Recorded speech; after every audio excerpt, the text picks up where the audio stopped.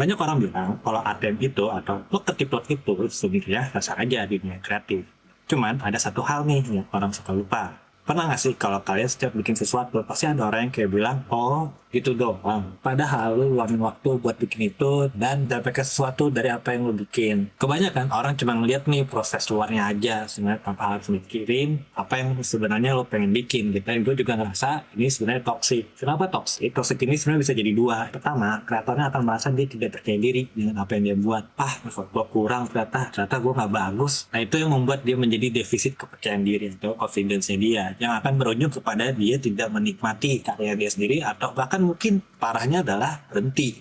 Nah, yang kedua juga sebenarnya lingkungan. Nah, dari lingkungan ini yang bikin dia sebenarnya jadi nggak percaya diri sama karya-karyanya dia juga. Tuh. Sedih nggak sih kalau kayak gitu? Atau lu pernah ngalaminnya juga nggak? Balik lagi ke awal. Banyak orang yang bilang ATM atau klub ketiplek itu sah-sah aja. Tapi banyak orang yang suka lupa nih salah satu hal ini, yaitu apresiasi. Sedih bisa ditambah jadi ATMA, belakangnya itu apresiasi. Kenapa sih? Sebenarnya tuh apresiasi adalah kesediaan lu dalam memahami dan mengenal dalam suatu nilai, yang pada akhirnya akan menimbulkan suatu empati dan simpati.